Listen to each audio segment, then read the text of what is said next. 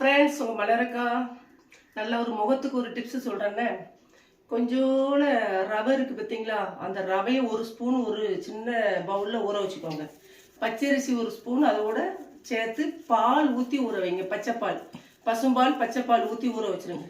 ஒரு மணி நேரம் ஊறினா போதும். ரெண்டையும் நீங்கள் அரிப்பில் வச்சு அரைச்சி அம்மியில் அரைச்சாலும் செய்தான், அந்த பாலோட மிக்சியில் அரைச்சாலும் செய்தான். ஒரு ஸ்பூன் நம்மளுக்கு தேவையான அளவு. நான் ஒவ்வொரு ஸ்பூன் தான் போடுறதுனால அம்மியில் வச்சு அரைச்சிருவேன். அரைச்சிட்டு அந்த பால் இருக்குல்ல அதோடு போட்டு ஒரு சின்ன கிண்ணம், சில்வர் கிண்ணத்தில் அடுப்பில் வச்சு அப்படியே கிண்டுங்க. கிண்டுனா நல்லா கட்டி விழாமல் கிண்டணும். நல்லா கிண்டுனதுக்கப்புறம் இறக்கி ஆறின பிறகு அதை ஒரு மிக்சி ஜாரில் போடுங்க.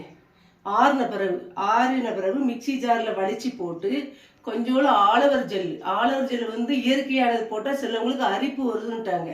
கடையில் உள்ளது ஒயிட் கலர், வெள்ளை கலர் வாங்குங்க. அதை ஒரு ஸ்பூன் போட்டு விட்டமின் ஆயில் இருக்குது பார்த்தீங்களா, அதில் நம்ம தேவைக்கான 2 போடலாம், 1 போடலாம். நல்ல கலக்கி இவ்வளோத்தையும் மிக்சியில் போடும் போது அதுக்கப்புறம் தான் ஆலவர் ஜெல்லையும் போட்டு இந்த விட்டமின் ஆயிலையும் போட்டு ஒரே டர்னு ஒருத்தருக்கு. ஏன்னா அதை கட்டிக்கிட்டு இருந்துச்சுன்னா நல்லா ஒன்று போல வந்துடும்.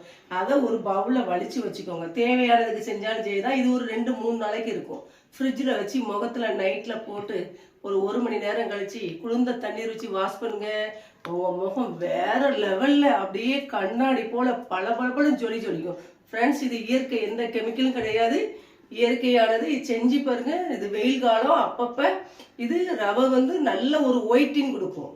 ஏற்கனவே பச்சரிசி நல்ல ப்ளீச்சிங் பண்ணுற மாதிரி இருக்கும். ஆலவர் ஜெல் ரொம்ப நல்லது, சைனிங். விட்டமின் ஆயில் நல்ல க்ளோ கொடுக்கும். இதுதான் பச்சைப்பால் சொல்லவே வேண்டாம். அப்படி ஒரு குழந்தை மாதிரி முகம் வரும்.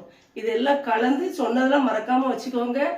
ஆறுன பிறகுதான் நீங்க ஜார்ல, மிக்சி ஜார்ல போட்டு ஜெல்லு, ஆலவர் ஜெல் போட்டு விட்டமின் ஆயில் போட்டு ஒரு டர்னு ஒரு திருக்கி அதை ஒரு இதுல பாட்டில் அடைச்சி வச்சுக்கிட்டு அப்பப்போ போட்டுக்கலாம். இல்லை மொத்தமா வேண்டாம், நாங்கள் அப்பப்போ ஊற வச்சு செஞ்சாலும் ஃப்ரெஷ் பீஸ். நான் அப்படிதான் செய்வேன். செஞ்சு பார்த்து போட்டுட்டு அக்கடை சொல்லுங்க. தேங்க்யூ.